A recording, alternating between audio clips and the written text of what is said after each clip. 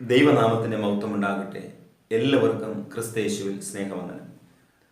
വീണ്ടും ഒരിക്കൽ കൂടെ ദൈവവചനം സംസാരിപ്പാൻ എന്നെ പ്രാപ്തമാക്കിയ സർവശക്തനായ ദൈവത്തിന് എല്ലാ സ്തുതിയും സ്തോത്രവും അർപ്പിക്കുന്നു. ഇന്നത്തെ ചിന്തയ്ക്ക് ആധാരമായി എടുത്തിരിക്കുന്ന തിരുവെഴുത്ത് ലൂക്കോസ് എഴുതിയ വിശുദ്ധ സുവിശേഷം 12-ാം അധ്യായം 1 മുതൽ 21 വരെ. ദൈവവചനം ഒരു ദൈവ ഭക്തനിലൂടെ കടന്നു പോകുന്നത് 2 തലങ്ങളിലൂടെയാണ്. ഒന്ന് മുന്നറിയിപ്പുകളായും 2 പ്രചോദനമായും പ്രോത്സാഹനമായും. മുന്നറിയിപ്പുകൾ എന്ന് പറയുന്നത് എന്ത് ചെയ്യണം, എന്ത് ചെയ്യരുത്, ഇന്നത് ചെയ്താൽ നിനക്ക് നിത്യജീവനെ കരസ്ഥമാക്കാൻ കഴിയില്ല, നീ പാപം ചെയ്താൽ നീ നരകത്തിന് യോഗ്യനായി തീരും. ഇങ്ങനെ ഒരു മനുഷ്യനെ ആ തിന്മയിൽ നിന്നും വലിച്ചെടുക്കുന്നതാണ് മുന്നറിയിപ്പുകൾ എന്ന് പറയുന്നത്. 2 പ്രചോദനം എന്ന് പറയുമ്പോൾ എങ്ങനെ നമ്മുടെ ആത്മീയ ജീവിതത്തെ നമുക്ക് മാധുര്യമുള്ളതാക്കി തീർക്കാം. അതിന് പ്രചോദനമായ തിരുവചനങ്ങളും വഴികളും ആലോചനകളും ഉപമകളും വചനം ദർശനത്തോടെ നമുക്ക് നൽകി തരികയാണ്. അങ്ങനെ ഈ 2 വഴികളിൽ കൂടെ മാത്രമാണ് നമുക്ക് ഈ ഭൂമിയിലെ ജീവിതം അർത്ഥവത്തായി നയിക്കുന്നതിനും ഒടുവിലൊരു ജീവിതത്തിന് വേണ്ടി കാക്ഷിക്കുന്നവരും നിയോഗിക്കപ്പെട്ടവരുമാണ് നാം എന്നുള്ളൊരു ബോധ്യം നമ്മുടെ ഉള്ളിൽ എപ്പോഴും ഉണർന്നുകൊണ്ടിരിക്കുന്നത് നന്നാണ്. അപ്പോൾ അതിനുവേണ്ടി ചില മുന്നറിയിപ്പുകളാണ് ദൈവം നമുക്ക് നൽകുന്നത്. മുന്നറിയിപ്പുകൾ ഒരുപാട് വേദപുസ്തകം നമുക്ക് നൽകുന്നുണ്ട്. 12-ാം അധ്യായം 6-ാമത്തെ വാക്യം ഇങ്ങനെയാണ് പറയുന്നത്: 2 കാശിന് കുരികിലിനെ വിൽക്കുന്നില്ലയോ? ഈ വിലയില്ലാത്ത കുരികിലിനെ പോലും ദൈവം മറക്കുന്നില്ല. പഴയ നിയമ കാലഘട്ടങ്ങളിൽ യാഗകർമാദികൾക്ക് വേണ്ടി ഉപയോഗിച്ചു കൊണ്ടിരുന്ന ജീവജാലങ്ങളിൽ ഒന്നാണ്, ഏറ്റവും ബലഹീന പക്ഷിയാണ് ഈ കുരികിൽ എന്ന് പറയുന്നത്. അപ്പോൾ ഈ വിലയില്ലാത്ത കുരികിലിനെ പോലും ദൈവം കരുതുന്നു, മറക്കുന്നില്ല. ദൈവം തൻ്റെ മക്കളെ മറക്കുന്നവനല്ല. ദൈവം മറക്കുന്നതാകരുത് നമ്മുടെ ജീവിതം. അലക്ഷ്യമായ രീതിയിൽ നമ്മുടെ ആത്മീയ ജീവിതം നമ്മൾ നയിക്കരുത്. ദൈവം നമ്മെ മറക്കുന്നതാകരുത് നമ്മുടെ ആത്മീയ ജീവിതം. അങ്ങനെ ഒരു ജീവിതം നയിച്ചാൽ നമ്മൾ ഒടുവിൽ ദുഃഖിക്കേണ്ടി വരും എന്നുള്ളതും കൂടെ ഒരു മുന്നറിയിപ്പ് ഈ തിരുവചനം നമുക്ക് നൽകുകയാണ്. ദൈവം നമ്മെ മറക്കാതിരിക്കണമെങ്കിൽ നമ്മുടെ ജീവിതത്തിൽ ചില കാര്യങ്ങൾ ശ്രദ്ധിക്കേണ്ടിയിരിക്കുന്നു, ചില മാറ്റങ്ങൾക്ക് വിധേയപ്പെടേണ്ടിയിരിക്കുന്നു. അതിനെക്കുറിച്ചാണ് ഇന്ന് അല്പസമയം നിങ്ങളുമായി ചിന്തിപ്പാൻ ആഗ്രഹിക്കുന്നത്. ഒന്നാമത്തെ ചിന്ത എന്ന് പറയുന്നത്, ദൈവം നമ്മെ മറക്കാതിരിക്കണമെങ്കിൽ ദൈവത്തോടുള്ള ഭക്തി ആഴത്തിൽ നിന്നുള്ളതാകണം. കപടഭക്തി പാടില്ല. എന്താണ് ഭക്തി? കപടഭക്തി ഉള്ളിലില്ലാത്തത് പുറമേ കാണിക്കും. ഈ പുറമേ കാണിക്കുന്നത് ആർക്കു വേണ്ടിയാണ്? മനുഷ്യർക്ക് വേണ്ടിയാണ്. മനുഷ്യൻ കാണേണ്ടതിന്, ദൈവം കാണേണ്ടതിനല്ല, മനുഷ്യൻ കാണേണ്ടതിന് കാണിക്കുന്നു. എന്താണ് ഭക്തി എന്ന് ചോദിച്ചാൽ, പുറത്ത് ചിലപ്പോൾ ഒന്നും കാണില്ല എങ്കിലും ഉള്ളിന്റെ ആഴത്തിൽ ഈ ഭക്തിയും വിശ്വാസവും പ്രാർത്ഥനയും വേരൂന്നിയിരിക്കും. സങ്കീർത്തനം 130 പറയുന്നുണ്ട്, യഹോവേ ആഴത്തിൽ നിന്ന് ഞാൻ നിന്നോട് നിലവിളിക്കുന്നു. അപ്പോൾ ആഴത്തിൽ നിന്ന് ഞാൻ നിലവിളിക്കുന്നു എന്ന് പറയുമ്പോൾ ആഴത്തിലുള്ള ഒരു ഉൾവിളി, ആഴത്തിലുള്ള ഭക്തി, ആഴത്തിലുള്ള പ്രാർത്ഥന, ആഴത്തിലുള്ള ആരാധന. ഹന്നയുടെ പ്രാർത്ഥന ഹൃദയത്തിന്റെ ആഴത്തിൽ നിന്നുള്ളതായിരുന്നു. പുറമേ ഏലി പുരോഹിതനെ കണ്ടപ്പോൾ അവൾ മദ്യം സേവിച്ചിരിക്കുന്നു, വീഞ്ഞു കുടിച്ചിരിക്കുന്നു എന്ന് തോന്നിപ്പോയി. പുറമേ കാണുമ്പോൾ ചിലപ്പോൾ അവർക്ക് പലതും തോന്നാം. ആ ദൈവ പൈതലിന്റെ ഉള്ളിലുള്ള ആ വിലപ്പെട്ട ദൈവകൃപ ആർക്ക് തിരിച്ചറിയാൻ കഴിയില്ല. പക്ഷെ അത് ദൈവം തിരിച്ചറിഞ്ഞാൽ മതി. ദൈവം കാണുവാൻ വേണ്ടി മാത്രമാകണം ഈ ഭൂമിയിൽ നമ്മൾ എന്തെങ്കിലും ചെയ്യാൻ. മനുഷ്യൻ കാണേണ്ടതിന് ഒന്നും ചെയ്യേണ്ട. മനുഷ്യൻ പ്രശംസ പറയാനോ അഭിപ്രായം പറയാനോ നമ്മൾ ഒന്നും ചെയ്യേണ്ട കാര്യമില്ല. അപ്പോൾ ഭക്തി എന്ന് പറയുന്നത് ദൈവം കാണണം. നമ്മുടെ ആരാധനയും പ്രാർത്ഥനയും ദൈവം കാണണം. കപടഭക്തിക്കാരുടെ പ്രാർത്ഥന മനുഷ്യൻ കാണുക, അവിടെ ലക്ഷ്യം മനുഷ്യൻ പ്രശംസിക്കുക, പ്രാർത്ഥനാ വീരൻ എന്ന് പറയുക. ദൈവം കേൾക്കുന്നതിനോ ദൈവം അംഗീകരിക്കുന്നതിനോ അവരൊന്നും ചെയ്യുന്നില്ല. ഇന്നത്തെ വിശ്വാസ സമൂഹത്തിലുമുണ്ട് മനുഷ്യൻ കാണേണ്ടതിന് വേണ്ടി ഘോരമായി പ്രാർത്ഥിക്കും, തകർത്ത പ്രാർത്ഥനകൾ. മനുഷ്യൻ കേൾക്കുമ്പോൾ ഇപ്പോൾ ആ മനുഷ്യന്റെ അടുക്കൽ ദൈവം ഇറങ്ങി വരുമെന്ന് തോന്നിപ്പോകും. പക്ഷെ ദൈവം ഇറങ്ങി വരില്ല. കാരണം അവരുടെ പ്രാർത്ഥനകൾ മനുഷ്യൻ കേൾക്കേണ്ടതിനാണ്, ദൈവവുമായിട്ടൊരു ബന്ധം ഉണ്ടാകത്തില്ല.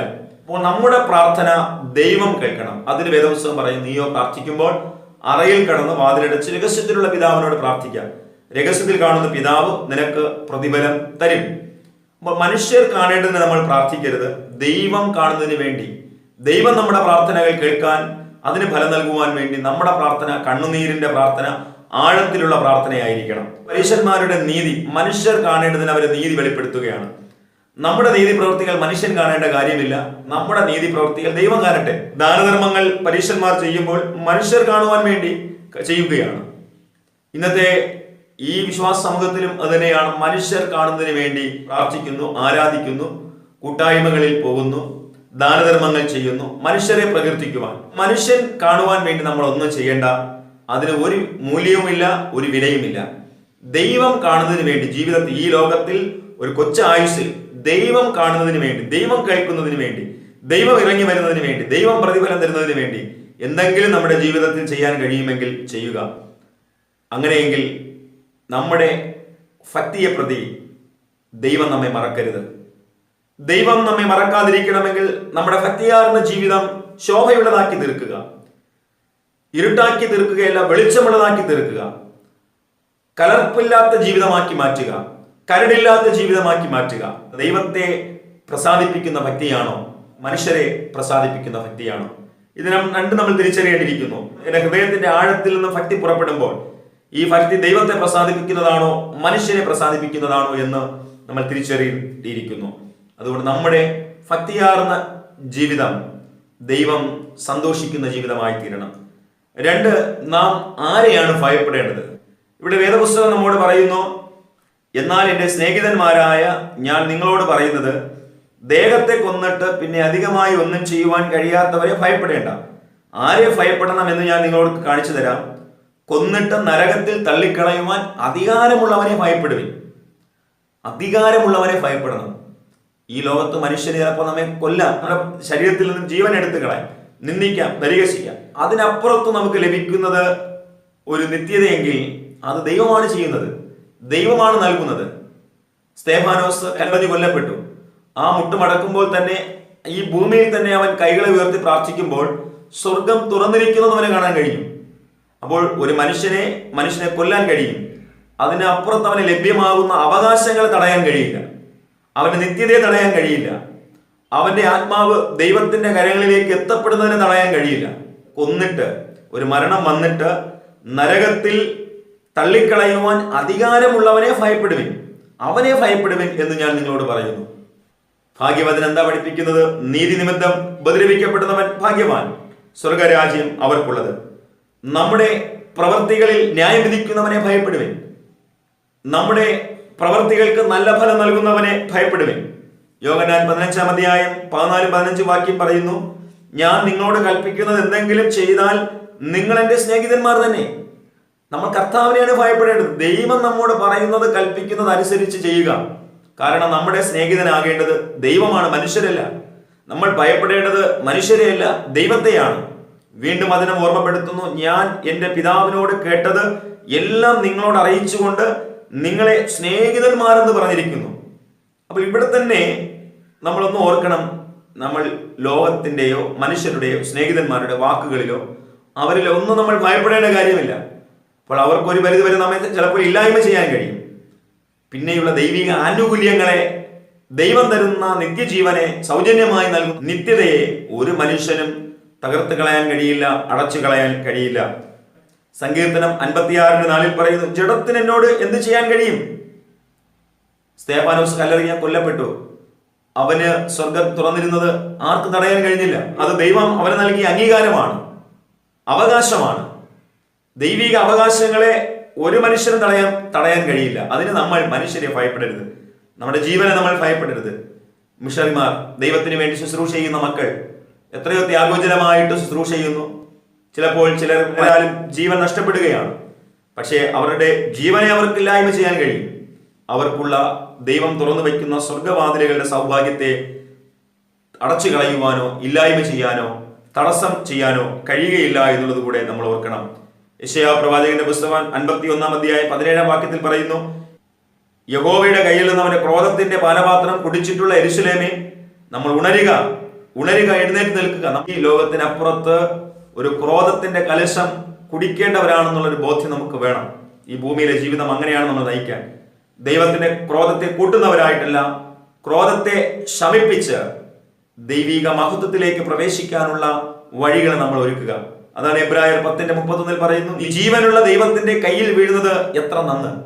ദൈവത്തിന്റെ കയ്യിൽ അഭയം പ്രാപിക്കുക, ചേർന്നിരിക്കുക, ജീവിക്കുക എന്ന് പറയുന്നത് എത്ര സൗഭാഗ്യമാണ്. നമ്മൾ ഈ ലോകത്തെ ശത്രുക്കളെ ഒന്നും ഭയപ്പെടേണ്ട കാര്യമില്ല. ജഡത്തിന് എന്നോട് എന്ത് ചെയ്യാൻ കഴിയും? ജഡത്തിന് ചെയ്യാൻ കഴിയുന്നതേ ചെയ്യാൻ കഴിയും. അതിനപ്പുറമായിട്ടുള്ളതൊന്നും ജഡത്തിന് ചെയ്യാൻ കഴിയില്ല. നമ്മെ മരണശേഷം നരകത്തിൽ തള്ളിക്കളയാൻ അധികാരമുള്ളവനെ ആണ് ഞാൻ നിങ്ങളും ഭയപ്പെടേണ്ടത്. മൂന്നാമത്തെ ചിന്ത, ദൈവത്തെ നമ്മൾ ത്യജിക്കരുത്.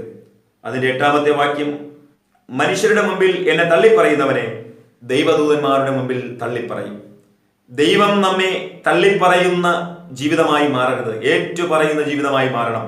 ദൈവത്തെ തള്ളിപ്പറയുന്നത് സമ്പത്തിന്റെ വളർച്ചയുടെ അടിസ്ഥാനത്തിലായിരിക്കാം, പദവികളുടെ പ്രതിയായിരിക്കാം ദൈവത്തെ ത്യജിക്കുന്നത്. ചിലപ്പോൾ ജീവിതത്തിൽ താങ്ങുവാൻ കഴിയാത്ത വരുന്ന ശോധനകളുടെ മധ്യത്തിലായിരിക്കാം നാം ദൈവത്തെ ത്യജിക്കുന്നത്. ഇയ്യോബിന്റെ ജീവിതം എടുക്കുക. അവൻ ദൈവത്തെ ത്യജിച്ചു പറഞ്ഞു.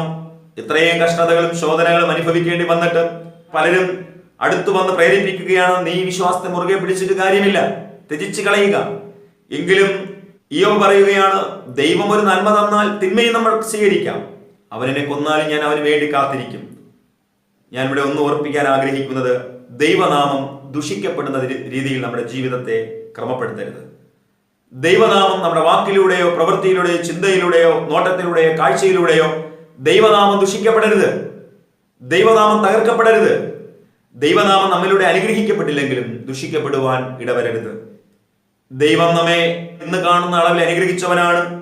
ഈ നന്മകൾ ജീവിതത്തിന്റെ ഒരു ഭാഗത്ത് വളർന്നു കഴിയുമ്പോൾ, നമ്മുടെ ജീവിത സാഹചര്യങ്ങൾ ഒന്ന് ശക്തിപ്പെട്ട് കഴിയുമ്പോൾ, ഇതിനെ പ്രതി ദൈവത്തെ ത്യജിച്ചു പറയാനോ തള്ളിപ്പറയാനോ അവസരം ഉണ്ടാക്കരുത്. പാപം ചെയ്യാനുള്ള താല്പര്യം മുഖാന്തരം ദൈവനാമം ദുഷിക്കപ്പെടരുത്. ലൂക്കോസ് എഴുതിയ സുവിശേഷം 15-ാം അധ്യായം 10-ാം വാക്യത്തിൽ പറയുന്നു, അങ്ങനെ തന്നെ മാനസാന്തരപ്പെടുന്ന ഒരു പാപിയെ കുറിച്ച് ദൈവദൂതന്മാരുടെ മധ്യേ അധികം സന്തോഷമുണ്ടാകും. നമ്മുടെ ഭക്തിയാർന്ന ജീവിതത്തെ കാണുമ്പോൾ, ദൈവത്തെ ഭയപ്പെടുന്ന ജീവിതം കാണുമ്പോൾ സ്വർഗം സന്തോഷിക്കുന്ന ജീവിതമാകണം. അതിന് നമുക്ക് അനുദിനം ഒരു മാനസാന്തരത്തിന്റെ അനുഭവം നമുക്ക് വേണ്ടിയിരിക്കുന്നു. മാനസാന്തരപ്പെടുന്ന പാപിയെ ചൊല്ലിയാണ് സ്വർഗം സന്തോഷിക്കുന്നത്. ഒരു നീതിമാന്മാരെ ചൊല്ലിയുള്ളതിനേക്കാൾ, കപടഭക്തി സൂക്ഷിക്കുന്ന പരീശന്മാരുടെ ജീവിതത്തെക്കാൾ മാനസാന്തരപ്പെടുന്ന അനുദപിക്കുന്ന ഒരു പാപിയെ ചൊല്ലി സ്വർഗത്തിൽ അധികം സന്തോഷമുണ്ടാകുന്നു. നമ്മുടെ ജീവിതത്തെക്കുറിച്ച് സ്വർഗം സന്തോഷിക്കണം. ദുഃഖിക്കരുത്, ദൈവം കരയരുത്. ദൈവം മറന്നാൽ, ദൈവം കരഞ്ഞാൽ, ദൈവം ദുഃഖിച്ചാൽ നമ്മുടെ ജീവിതം ഈ ഭൂമിയിൽ ഒന്നുമല്ല. പ്രിയമുള്ളവർ, എന്ത് നേടിയാലും എന്തുണ്ടെന്ന് പറഞ്ഞാലും ഇതെല്ലാം ഈ ഭൂമിയിൽ ഇട്ടേച്ചു പോകേണ്ടതാണ്. ഇതെല്ലാം ഇവിടെ പറയുമ്പോൾ ഒരു മനുഷ്യന്റെ ഈ ഭൂമിയിലെ ശുഷ്കതയാർന്ന ജീവിതത്തെക്കുറിച്ചും ഓർമ്മപ്പെടുത്തുകയാണ്. അടുത്തൊരു ജീവിതം നമുക്കുണ്ട് എന്നൊരു യാഥാർത്ഥ്യം കൂടെ ഇവിടെ വെളിപ്പെടുത്തി തരികയാണ്.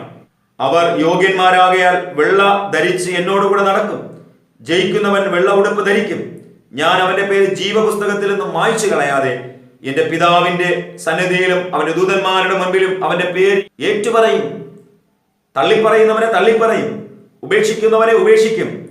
ഏറ്റുപറയുന്നവനെ പിതാവിന്റെ മുൻപിലും ദൈവദൂതന്മാരുടെ മുൻപിലും അഭിമാനത്തോടെ ഏറ്റുപറയുന്ന ദൈവം, എന്നെ മാനിക്കുന്നവരെ ഞാൻ മാനിക്കും.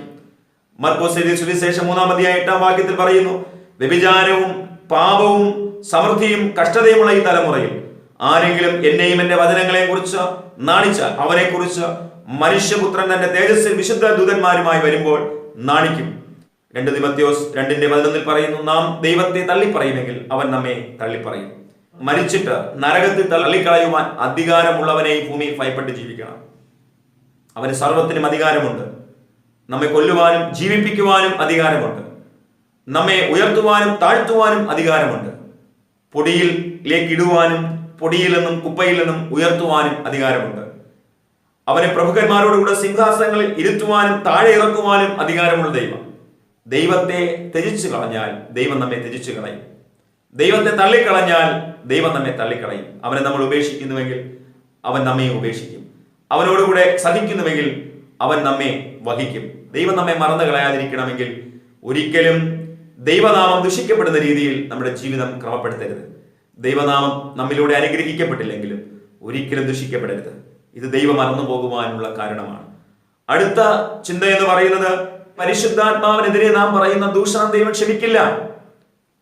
മത്തായി സുവിശേഷം 12-ാം അധ്യായം 31-33 വാക്യത്തിൽ പറയുന്നു, പരിശുദ്ധാത്മാവിനെതിരെ പറയുന്ന ദൂഷണം ക്ഷമിക്കുന്നില്ല. ലോകത്തിലും ഇനി വരുവാനുള്ള ജീവിതത്തിലും ദൈവം ക്ഷമിക്കില്ല. പരിശുദ്ധാത്മാവിനെ നമ്മൾ അലക്ഷ്യമായി ഉപയോഗിക്കരുത്. അത് ദൈവത്തിന്റെ ദാനമാണ്. ദൈവത്തിന്റെ തൃത്വങ്ങളിലെ ഒരു പ്രധാന ആളത്വത്തിലുള്ളതാണ് ഈ പരിശുദ്ധാത്മാവ്. ഈ പരിശുദ്ധാത്മാവിനെ അലക്ഷ്യമായി നമ്മൾ ഉപയോഗിക്കരുത്. നമുക്ക് ചിലരോടുള്ള ചില വൈമനസ്യങ്ങൾ കാരണം പലപ്പോഴും നമ്മൾ അവനിലുള്ള പരിശുദ്ധാത്മാവിനെ കുറ്റം പറയും. നിങ്ങൾ ഓർക്കണം, നമ്മൾ അവനിലുള്ള പരിശുദ്ധാത്മാവിനെയല്ല കുറ്റം പറയുന്നത്, ദൈവത്തിന്റെ പരിശുദ്ധാത്മാവിനെയാണ് നമ്മൾ കുറ്റം പറയുന്നത്. ദൈവത്തിന്റെ നാമം വൃഥാ എടുക്കരുത് എന്ന് തിരുവചനം നമ്മൾ പഠിപ്പിക്കുമ്പോൾ ഒരിക്കലും ദൈവത്തെയോ ദൈവനാമത്തെയോ ദൈവത്തിലുള്ള കൃപാവരങ്ങളെയോ നമ്മൾ അലക്ഷ്യമായി ഉപയോഗിക്കരുത്. അത് ദൈവം ക്ഷമിക്കപ്പെടാത്ത പാപമാണ്. 1 യോഹന്നാൻ 5-ാം അധ്യായം 16-ാം വാക്യത്തിൽ പറയുന്നു, സഹോദരന്മാർ, മരണത്തിലല്ലാത്ത പാപം ചെയ്യുന്നത് ആരെങ്കിലും കണ്ടാൽ ദൈവത്തോട് അപേക്ഷിക്കാം, ദൈവം അവന് ജീവനെ മടക്കി കൊടുക്കും. മരണത്തിലുള്ള പാപമുണ്ട്, അതിനെക്കുറിച്ച് അപേക്ഷിക്കാം എന്ന് ഞാൻ നിങ്ങളോട് പറയുന്നില്ല. ദൈവത്തിന്റെ പരിശുദ്ധാത്മാവിനെ അലക്ഷ്യമായി ഉപയോഗിച്ച ഉസിയാവ് മരണത്തിന് കീഴടങ്ങുകയാണ്. ദൈവത്തിന്റെ പരിശുദ്ധാത്മാവ് വഹിക്കുന്ന നിയമപ്പെട്ടകം തൊട്ട ഉസ മരണത്തിന് കീഴടങ്ങുകയാണ്. ദൈവത്തിന്റെ പരിശുദ്ധാത്മാവിനെതിരെ പാപം ചെയ്ത ഹൊഫ്നി ഫിനെഹാസ് നഷ്ടപ്പെടുകയാണ്. ദൈവത്തിന്റെ പരിശുദ്ധാത്മാവിന്റെ ശക്തി അലക്ഷ്യമായി ഉപയോഗിച്ച ശിംശോൻ മരണത്തിന് വിധേയപ്പെടുകയാണ്. മനുഷ്യപുത്രനെതിരെ ചെയ്യുന്ന ചെറിയ ചെറിയ കുറവുകൾ, പാപങ്ങൾ ക്ഷമിക്കപ്പെടും. ഒരുപാട് പേരോട് ദൈവം ക്ഷമിച്ചു. പക്ഷെ ഈ പരിശുദ്ധാത്മാവിനെതിരെയുള്ള പാപങ്ങൾ ഒരിക്കലും ക്ഷമിക്കപ്പെടുകയില്ല എന്ന് തിരുവെഴുത്ത് വളരെ വ്യക്തമായി പഠിപ്പിക്കുന്നു. അതുകൊണ്ട് ഈ പരിശുദ്ധാത്മാവിനെ അലക്ഷ്യമായി ജീവിതത്തിൽ നമ്മൾ ഉപയോഗിക്കുകയോ അതിനെതിരെ ഒരു പൊട്ടച്ചൊല്ലായിട്ടോ കളിവാക്കായിട്ടോ ശ്രേഷ്ഠതയില്ലാത്ത ഒരു കാര്യങ്ങളോ ഈ പരിശുദ്ധാത്മാവിനെ പ്രതി നമ്മൾ പറയുന്നത്. കാരണം നമ്മളില്ലാത്ത ഒന്നും ദൈവത്തിന്റെ ദാനവുമാണ്. നമുക്ക് നേടാൻ കഴിയാതെ പോയ ഒന്നാണ്. നമുക്ക് ദൈവസന്നിധിയിൽ ഇരുന്ന് പ്രാർത്ഥിച്ച് ഉപവസിച്ച് നേടാൻ കഴിയാത്തതാണ് ഈ പരിശുദ്ധാത്മാവ്. അതിനെക്കുറിച്ച് നമ്മൾ ദൈവദൂഷണം പറയുന്നത്, അത് ക്ഷമിക്കപ്പെടാൻ കഴിയാത്ത പാപമാണ്. ഇത് ദൈവം നമ്മെ മറന്നു കളയാൻ ഇടയാകും. അവസാനമായിട്ട് അവിടെ പഠിപ്പിക്കുന്നത് 15-ാമത്തെ വാക്യം, അവൻ അവരോട്, പിന്നെ സകല ദ്രവ്യാഗ്രഹവും സൂക്ഷിച്ച് ഒഴിഞ്ഞുകൊള്ളുവിൻ. ഒരുത്തിന് സമൃദ്ധി ഉണ്ടായാലും അവന്റെ വസ്തുവകയല്ല അവന്റെ ജീവന് ആധാരമായിരിക്കുന്നത്. എബ്രായർ 13:5 പറയുന്നു, നിങ്ങളുടെ നടപ്പ് ദ്രവ്യാഗ്രഹമില്ലാതിരിക്കട്ടെ, ഉള്ളതുകൊണ്ട് തൃപ്തിപ്പെടുവിൻ, ഞാൻ നിന്നെ ഒരു നാളും കൈവിടുകയില്ല, ഉപേക്ഷിക്കുകയുമില്ല. 1 തീമോഥെയോസ് 6:10 പറയുന്നു, ദ്രവ്യാഗ്രഹം സകലവിധ ദോഷത്തിന് മൂല കാരണമല്ലോ. ഇത് ചിലർ കാംക്ഷിച്ചിട്ട് വിശ്വാസം വിട്ടു വിടലുന്നു, അത് ബഹുദുഃഖങ്ങൾക്ക് അധീനരായി തീരുന്നു. ഇവിടെ നമ്മൾ പറയുന്നത് ദൈവ വിഷയമായി നമ്മൾ സമ്പന്നനാകണം എന്നുള്ളതാണ്. ലോക വിഷയമായി സമ്പന്നനാകണമെന്ന് കർത്താവ് നമ്മോട് പറയുന്നില്ല. ദൈവ വിഷയമായി നമ്മൾ സമ്പന്നനാകണം. നമുക്ക് എന്തുണ്ടെന്ന് പറഞ്ഞാലും, എന്ത് സമൃദ്ധി ഉണ്ടെന്ന് പറഞ്ഞാലും, എന്ത് വസ്തുവകകൾ ഉണ്ടെന്ന് പറഞ്ഞാലും അതൊന്നും നമ്മുടെ ജീവൻ ആധാരമല്ല. അത് കേവലം ഒരു ശ്വാസത്തിന് വിലപിടിപ്പുള്ളതാണ്. അത് നമ്മൾ മറന്നു പോകരുത്. പുഴുവം തിരുമ്പം കെടുക്കാത്തതും കള്ളന്മാർ തുറന്നു മോഷ്ടിക്കാതെയും ഇരിക്കുന്ന സ്വർഗത്തിൽ നമ്മുടെ നിക്ഷേപം സ്വരൂപിച്ചുകൊള്ളുക. നമ്മുടെ നിക്ഷേപം സ്വരൂപിക്കേണ്ടത് സ്വർഗത്തിലാണ്. നമ്മൾ ദൈവവിഷയമായാണ് സമ്പന്നരാകേണ്ടത്, ലോക വിഷയമായിട്ടല്ല. അതിനൊരു ഉപമയും കൂടെ ഇവിടെ പറഞ്ഞിരിക്കുകയാണ്. പിന്നെ അവൻ പറഞ്ഞത്, ഞാൻ ഇത് ചെയ്യും, എന്റെ കളപ്പുരകളെ പൊളിച്ച് അധികം വലിയവ പണിത് എന്റെ വിളവും വസ്തുവകയും എല്ലാം ഞാൻ അതിൽ കൂട്ടിവെക്കും. എന്നിട്ട് എന്നോട് തന്നെ ഞാൻ പറയും, നിനക്കേറിയ ആണ്ടുകൾക്ക് മതിയായ അനവധി വസ്തുവക സ്വരൂപിച്ചിരിക്കുന്നു, ആശ്വസിക്കുക. എന്നിട്ട് അവനോട് കൂടെ പറയും, തിന്നുക, കുടിക്കുക, ആനന്ദിക്കുക. ആ രാത്രിയിൽ അവനോട് ദൈവം ചോദിക്കുന്ന ഒരു ചോദ്യമുണ്ട്. അവനെ ഇങ്ങനെയുള്ളവരെ മൂഢ എന്ന് അഭിസംബോധന ചെയ്തുകൊണ്ടാണ് പറയുന്നത്. എന്ന് പറഞ്ഞാൽ ജ്ഞാനമില്ലാത്തവൻ, ജ്ഞാനം ഉണ്ടായിട്ടും പ്രയോജനപ്പെടുത്താൻ കഴിയാത്തവൻ. ജ്ഞാനമുണ്ട്, അറിവുണ്ട്, ദൈവഭക്തി അറിയാം, വിശ്വാസം അറിയാം, പ്രാർത്ഥന അറിയാം, എല്ലാം അറിയാം.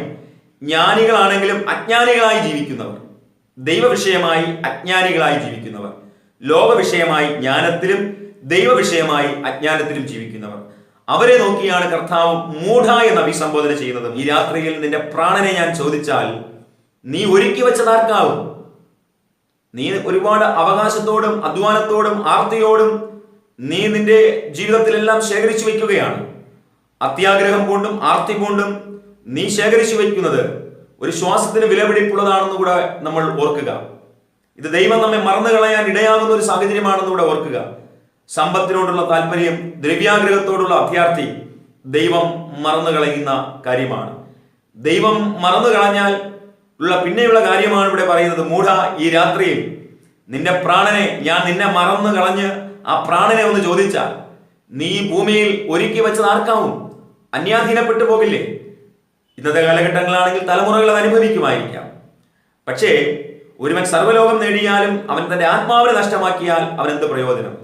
ഇത് തലമുറകൾ കൈമാറുന്ന കാര്യമല്ല ഇവിടെ പറയുന്നത്. നമ്മുടെ ജീവിതം എന്തായിത്തീരും എന്നുള്ളതാണ്. ഈ ലോകത്ത് ജീവിച്ചത് കൊണ്ട് നമ്മുടെ ആത്മാവിനെ നമ്മൾ കരുതിയില്ല എങ്കിൽ പിന്നെയുള്ള ജീവിതം എന്തായിത്തീരും?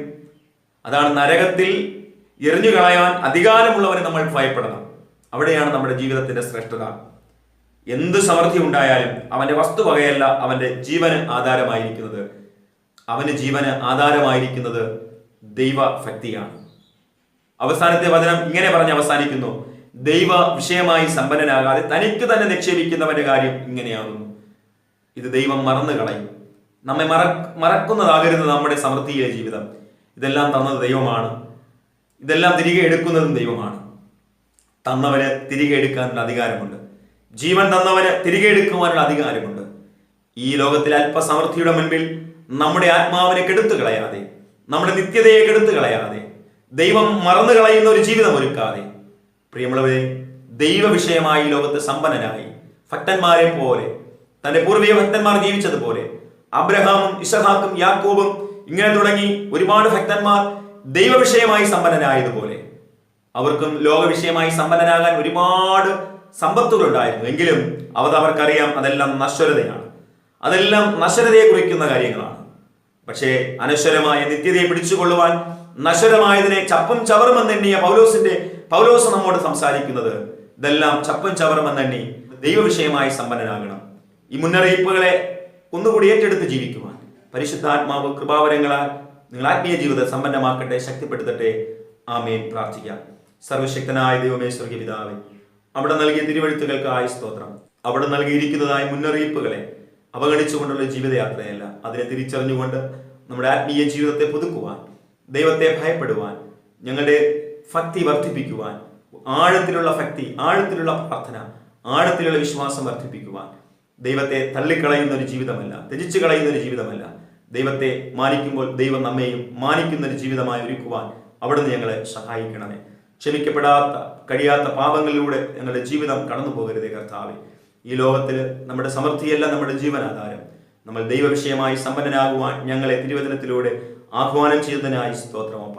ദൈവമേ, ഞങ്ങൾ ഇതിലൂടെ വളർന്ന് ഞങ്ങൾ ആത്മീയ ഫലം പ്രകടിപ്പിക്കുവാൻ പരിശുദ്ധാത്മാവെ ഇഹലോകത്തിലെ ജീവിതത്തെ ക്രമപ്പെടുത്തുവാൻ സഹായിക്കണമേ. ദൈവവിഷയമായി സമ്പന്നനായി ജീവിക്കുവാൻ ഞങ്ങളെ സഹായിക്കണമേ. ലോകവിഷയമായി സമ്പന്നരാകുകയല്ല കർത്താവെ, ദൈവവിഷയമായി സമ്പന്നരായി ജീവിക്കുവാൻ ഞങ്ങളെ സഹായിക്കണം. പരിശുദ്ധാത്മാവിൽ അവിടെ നിറയ്ക്കണമേ. ക്രൂശിന്റെ മറവിൽ മറച്ചുകൊള്ളും എല്ലാ മഹത്വം അങ്ങേക്ക്. യേശു മുഖാന്തരം പ്രാർത്ഥന കേട്ട് അനുഗ്രഹിക്കണം ദൈവമുള്ള പിതാവേ. ആമേൻ, ആമേൻ. God bless you. ദൈവം നമ്മെ അനുഗ്രഹിക്കുമാറാകട്ടെ.